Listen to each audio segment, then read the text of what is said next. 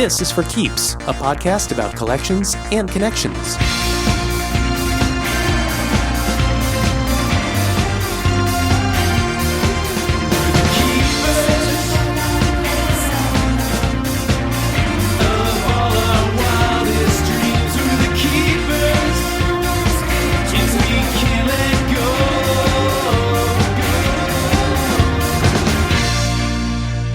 I'm David Peterkowski.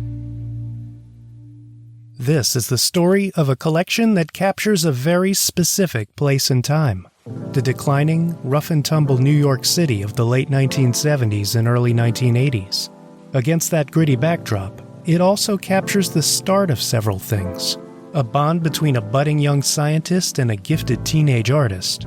The emergence of the scientist as a skilled photographer. And the humble beginnings of the artist's transformation into one of the most revered artistic visionaries of his time.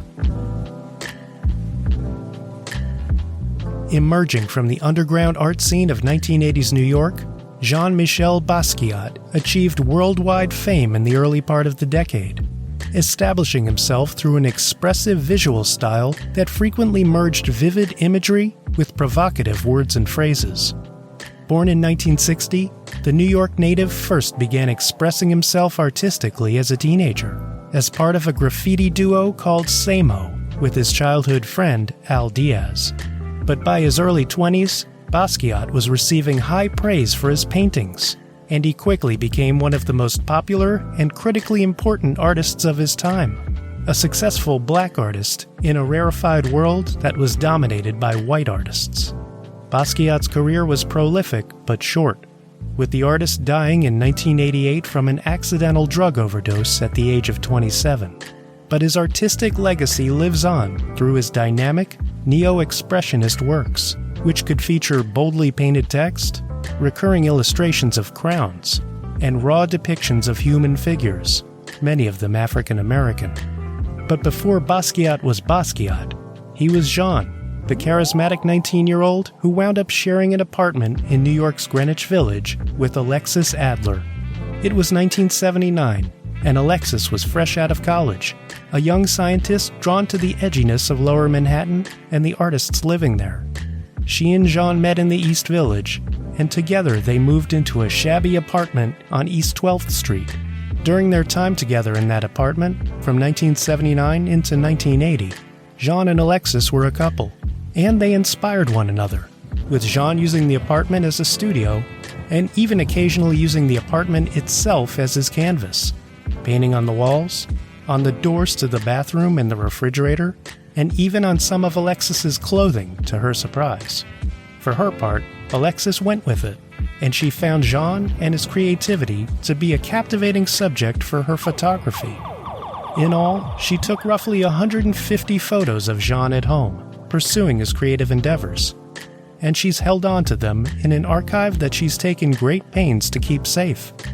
Also in her collection are a notebook of Jean's, postcards he made, and clothing that he painted, from a gold lame jacket of hers to shirts that he would paint and sell as wearable art. Alexis still lives in that apartment, and while she eventually sold a couple of her home's larger pieces, she's held on to much of what she kept from that period in her life. But rather than keep her photography stored away, she's lent it to a number of exhibitions, sharing it with audiences eager to learn more about Basquiat's beginnings. Most recently, Alexis's photography was part of a touring exhibition called Our Friend Jean, in which she and other friends of Basquiat's contributed works that tell the story of the artist's early years. The tour visited 6 historically black colleges and universities around the U.S., with the collectors sharing their personal perspectives of their talented and much-missed friend. Jean-Michel Basquiat may have hailed from New York City, but Alexis didn't, having come to the Big Apple to attend college. I'm from Seattle, and I wanted to come to New York, and I applied and was accepted to Barnard College and came here in the mid-'70s, and that changed my life, of course, totally. On so many levels. Columbia was an amazing place, and I met amazing people, had a top shelf education. But it was like at a time when New York was really, it was much different than it is today. It was much more raw and dangerous, and nobody was really coming to New York. It wasn't like a tourist attraction or anything. But I was drawn to it. And the majority of the people at Columbia at the time were from New York, I would say. And then there was a minority of us that were from outside the city, and we sort of gravitated to each other. And this group of friends I'm still friendly with. And we gravitated to downtown after college. A whole group of us just sort of migrated from uptown to downtown. So I moved to New York at a time when New York wasn't really desirable and rents were very cheap. And they were even cheaper in this neighborhood, which is now one of the more expensive neighborhoods to live in. Cheap rent wasn't the only thing going Alexis's way at that point in her life. As it happened, the facilities at her day job inspired the development of her interest in photography. I worked at this parasitology lab right out of college doing research in malaria at Rockefeller University. And there was a darkroom there. And the man that ran the darkroom technician, photographer, he also worked with the electron microscope. I showed an interest. I had a friend who had a darkroom in their bathroom. And here was this beautiful darkroom, and he was willing to share it with me. And he told me how to develop and print my own negatives. And it was kind of a scientific magic, I'd say, photography, the way the images come out. Oh, it's so beautiful. And there was limitless paper. It seemed it was just fabulous. So I bought a camera and I began taking pictures of bands for a friend of mine who was working at Rolling Stone. It was her entry level. She was at the beginning, but she was, doing stories. And I'd go with her and take pictures of bands. And then I could develop and print them. Yeah.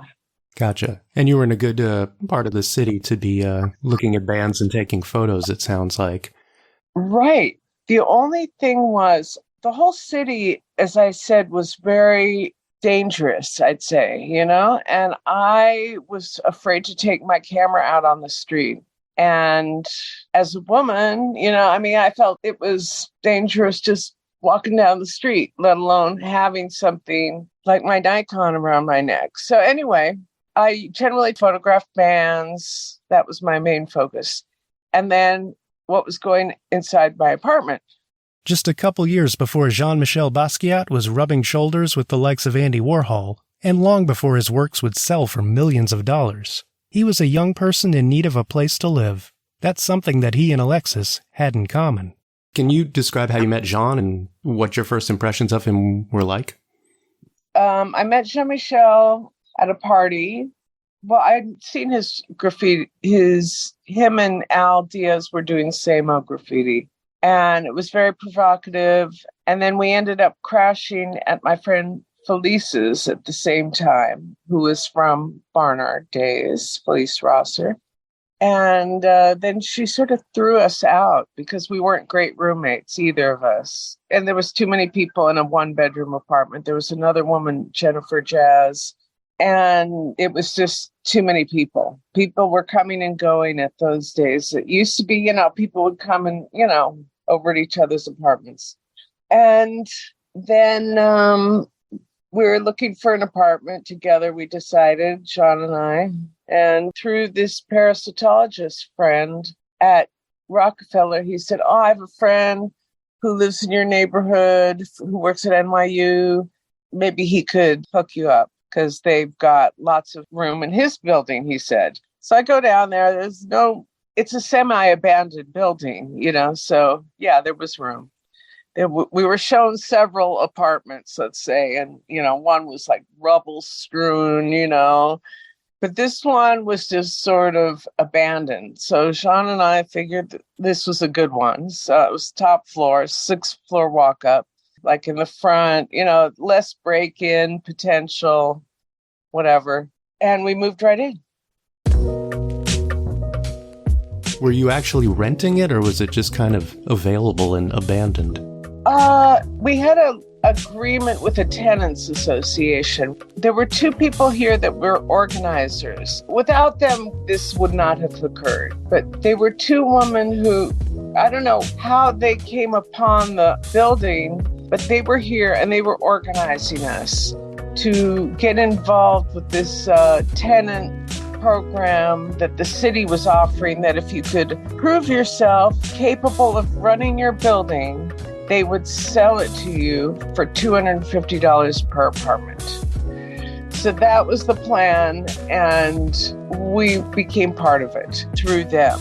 And then there was another family on the other side that kept the building together, but it was very difficult. There were a lot of drugs and drug dealers and people who stopped paying rent. The fires occurred, overdoses, that kind of thing were still common, and the door was kicked in a lot. The most important thing is to secure the front door, and that's always, a constant battle. It was always being kicked in, for people.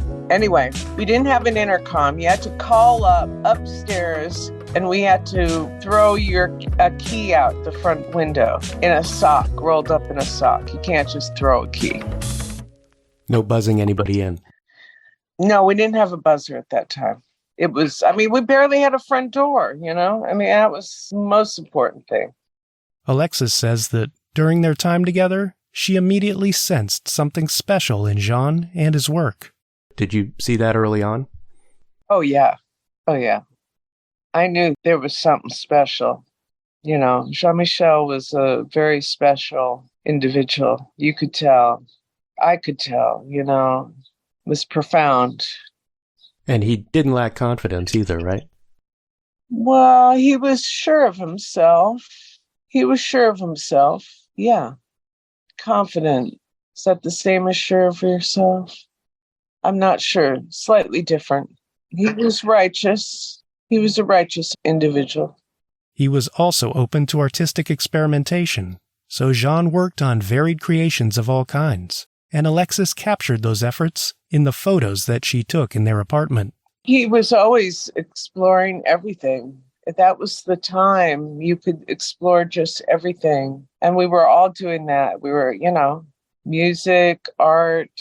It was a very fluid time. You could really explore. And he was making art out of everything that he could get his hands on, whatever inspired him, everything, clothing, material he found on the street. We had a whole display of suitcases that he found on these little briefcases he found on the street, that he would assemble and paint them, and they were on the floor on display. And the walls, the floor, everything was painted. But that was how it was. And he had to expand. This was a walk-through apartment that we shared. There were other people. A boyfriend of mine moved in, or a girlfriend of his. There were always more people, and small, for that. And he moved on.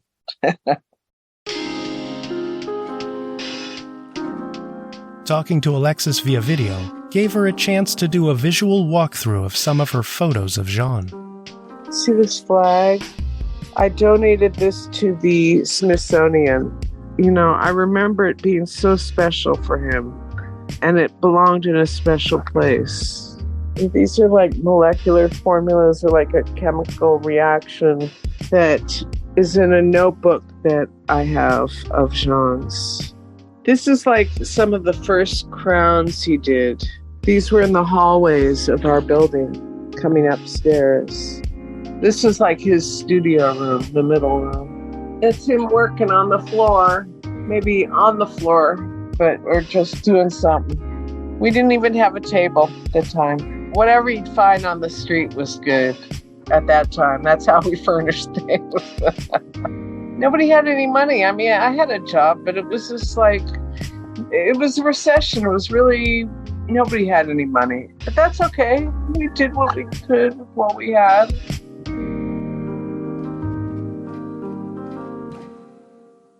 Alexis says there weren't tensions between herself and Jean when his inspiration led him to use unexpected items, many of them hers, for the works he created at home.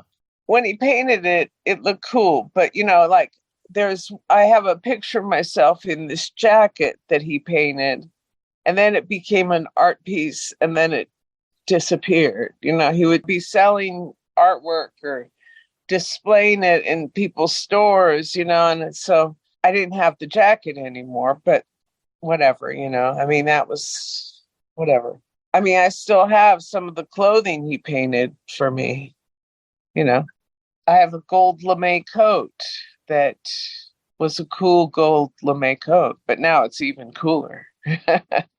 Beyond the aforementioned coat, Alexis had stored away a number of other artistic keepsakes from her roommate, and in 2012 she revisited them, mostly to check on their condition after Hurricane Sandy hit the New York area. I have writing and drawings, works on paper that he was working on while he was here when we lived together. So like when he eventually moved on, I just sort of, he gave me some this and took some of that, and that was it. And then I just put it together and put it in a safety deposit box for 25 years. And then I opened it up, and it was located in the basement. So we had flooding in our area where I am. The water came up to Avenue B, and the basements in our neighborhood got flooded. So I started thinking about this safety deposit box. And I remember it was in the basement of this local bank on First Avenue, which is kind of higher ground. And I hadn't heard of flooding there, but I was nervous. So I started thinking about it, but it was too busy at work. I couldn't, we were doing procedures at another lab. It was like, oh, what a terrible time at NYU.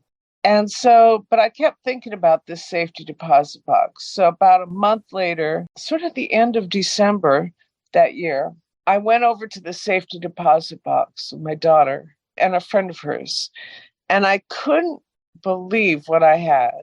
It was just like I'd forgotten. It sort of had melded together. I had some of the pieces I have from his sort of drawings and paintings I've kept up throughout the whole time for all these 40 years. But these other works I hadn't seen in 30 years. So when I opened it up, I was really surprised. And so I showed it to a few people, and people started getting excited.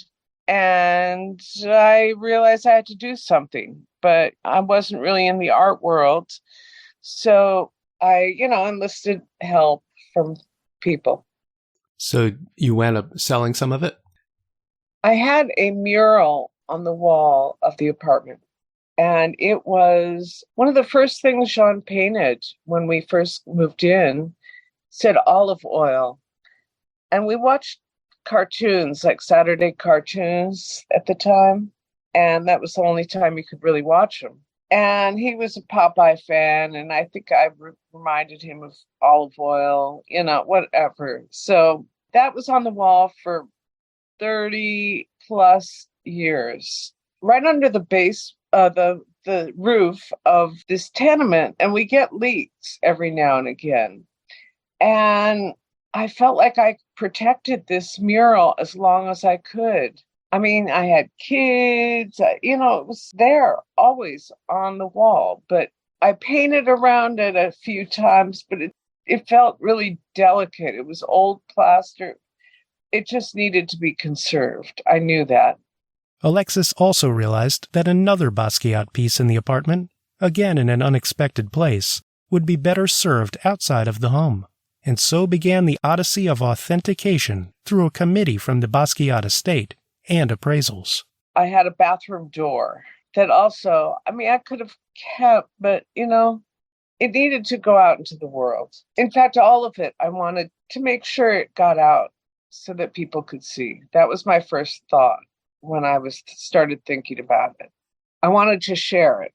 So some of the people, like art dealers, said, oh, this is because it's not, some of the work had been authenticated by the committee. I'd submitted works to be authenticated. So some of it was authenticated, including this mural and the door. But it soon became obvious this was going to be problematic. There was just weird acceptance because the work hadn't been out there, even though it was authenticated, or some of it was authenticated.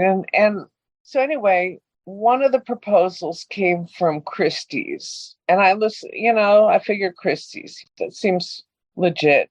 They went through a whole process to make sure that my story's legit, did some research, whatever. And at the time, the estate, Gerard Basquiat, who's Jean-Michel's dad, passed away suddenly, or I don't know if suddenly. He passed away. And I had known him. I'd been introduced. I'd met him at a couple parties. He was the one who signed the authentication papers. He knew who I was. But he passed away, and his daughters, who were younger than Jean, took over the estate. And I didn't have any relationship with them. And we asked Christie's if they had been in touch with the estate. And they had assured us that they had. So we proceeded, and they appraised everything. And they said they would put the work on auction. And I said, well, I want to have a show. And they said, yes, okay. So we had a big show on the 20th floor or something at Rockefeller Center. It was fabulous, a fabulous opening. Like, people were coming through. And then all of a sudden, the estate sues Christie's because of unauthenticated work or whatever. I don't remember what the initial. So anyway, we got into this battle with the estate, and it was just very painful because I had trusted Christie's, and the estate, they had just taken over and were listening to some lawyers. And, I just think that it's unfortunate because I just want to make sure that the work is seen. I have taken care of this artwork. It cost me a lot of money to have the mural removed. I couldn't take it back now up the 6 flights of stairs. It was time for it to move on. I'd loved it for all these years. And they had convinced me the Christie's had convinced me to sell off most of the collection right then. Despite the issues with the estate, Alexis went on with the show in 2014, and the mural and door sold. But the rest of the stuff got on hold. They were going to do an online auction. It was very popular right from the get-go. But then they closed that. And about a month later, I got all the works back. And it was shocking, not being of the art world. It was very, I'd gone to one auction just prior, just so I could be prepared. But I couldn't be prepared anyway. So then I had to, decide what to do next. And I'm in shock, of course. So we lay back, and then different opportunities presented themselves. The first one was spring break. Amber and Andrew Gorey have this art fair called Spring Break that happens during the same time as the other big art fairs, but there's a sort of an alternative one. And so they offered me an opportunity to show some of the collection there, on the down low. And we let them know that this whole thing had happened, but they were open to it because they're more upstarty. And it was very well received. We had a couple of events, it was good. Alexis's archive caught the attention of a filmmaker named Sarah Driver, who showcased Alexis's photos in a documentary on Basquiat called Boom for Real. But Driver wasn't the only one impressed by what Alexis had. Her sound guy, the guy who was doing the sound for the film, went home to Denver for Christmas.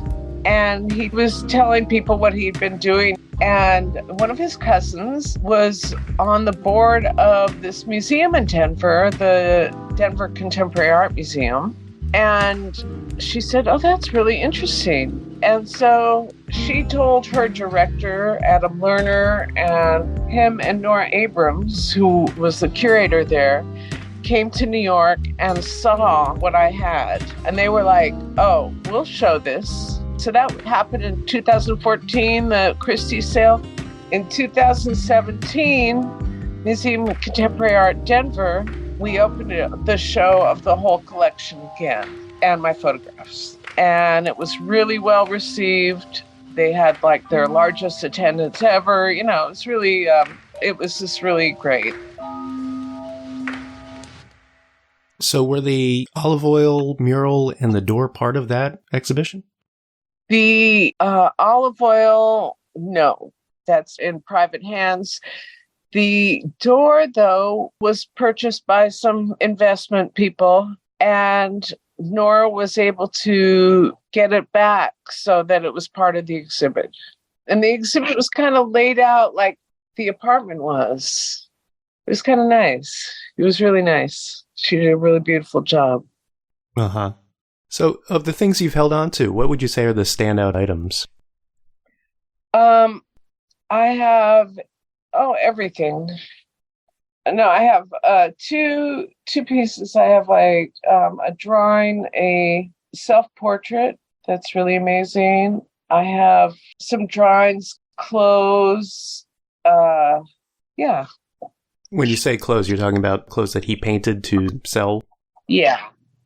He would make these sweatshirts. He'd buy a dozen sweatshirts, and then he'd paint them and then sell them on the street or sell them at clothing stores for like $25. So I have a few of those. Some of them are, I would call seconds that he couldn't really sell. They were too, his style could be described as messy. I don't know.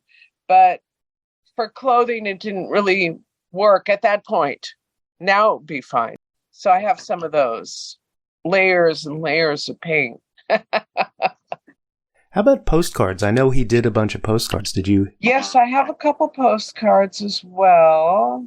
They are color Xerox had just happened, and he was really into it. So him and Jennifer Stein were making these postcards, and they'd sell them on the street for $2. And that's how he met Andy Warhol, right? Yes, he saw Warhol. Warhol was somebody you looked up to. We all did. He did, And him and Katie were selling these postcards on the street, friend of ours. And she said, "Oh, look, there's Andy Warhol." And so she encouraged him, Jean, to go in, and he sold him 2 postcards and met Andy Warhol. He was so excited. I bet. Soon after Jean made the Warhol connection, his career took off, but he did remain in touch with Alexis. Yeah, I mean, because we always lived in the same neighborhood, and we went to the same clubs, and so we'd see each other. I'd drop in, he'd drop in occasionally, rarely, but more at clubs than anything.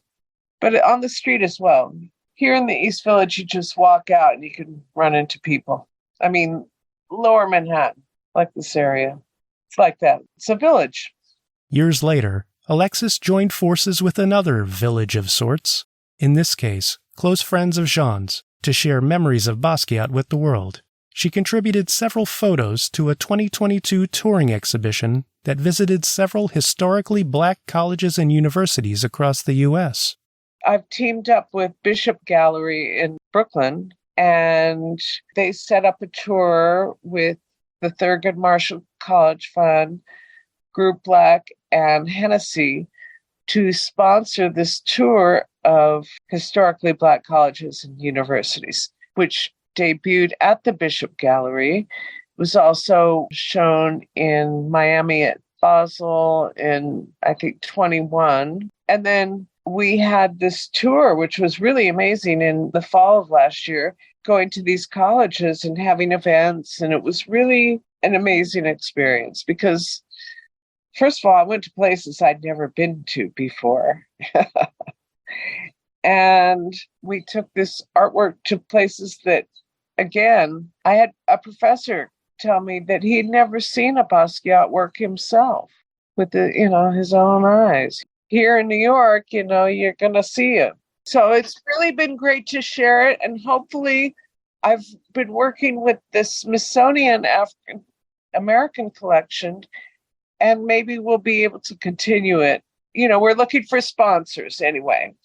They are, to continue the tour because it was so well received. I'd like a film to be made out of it. There was 2 filmmakers who came along, and I think it would make a really beautiful documentary myself. We met some really great students. We connected with people in a really profound way. The artwork connected with them, and I went along for the tour, and other people that have been part of the project also did, who also are part of the Our Friend Jean show, because there are a few other collectors that were, like myself, friends from that time who have this early artwork. Yeah. I'm curious, what was your sense as to the awareness of Jean's artistic legacy among today's college students? Does his name resonate with them? Oh, yes. Yes. I mean, depending where we were at Hampton College, which is a really beautiful college outside of Norfolk.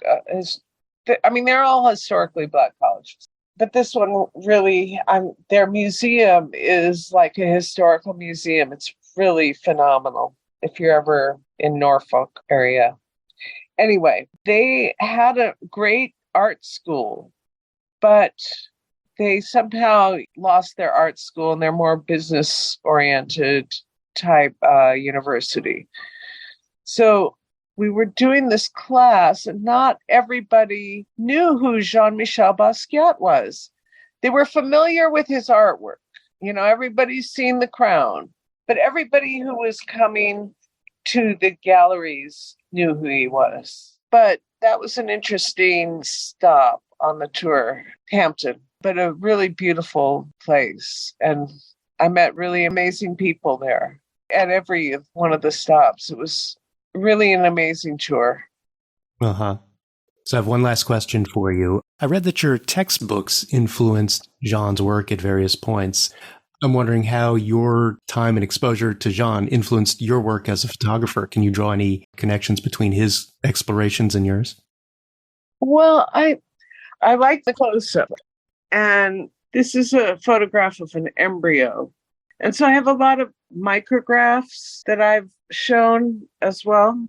But yes, Jean had a very profound impact on everybody who knew him, I'd say. And for me, for sure. His outlook, it was very special, Yeah. Well, I'm glad it went both ways. Oh, yeah. No, for sure. For sure. Well, Alexis, I want to thank you for taking the time to speak with me about your time living with Jean-Michel Basquiat and the photography and artwork you've held on to that commemorates what appears to have been a meaningful and fruitful period in your life as well. This has really been fun. Okay, well, I'm glad that I was able to share this. He was a very profound person. It was a privilege to know Jean-Michel Basquiat and be able to share a moment of our lives together and in an intimate day-to-day setting. I feel very fortunate at this point to have been that fortunate. I was going to say, not only are you fortunate, but you're also a pretty conscientious steward of his legacy, and that's coming through as well. Yes, and that is the most important thing for me, because, I could sell the work, but I worked really hard and I made some money, I'm like, okay, my kids are hard workers, they're making money.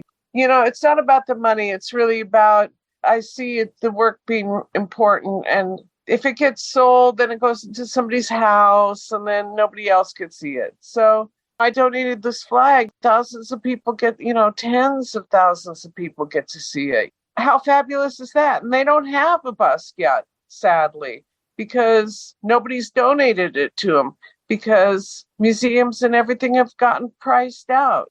So at least I can share even this early work with stewards that know how to handle this. I am just one person. Yep. I'm doing what I can. Uh-huh. Okay. Thanks again. See you. Bye-bye. Bye.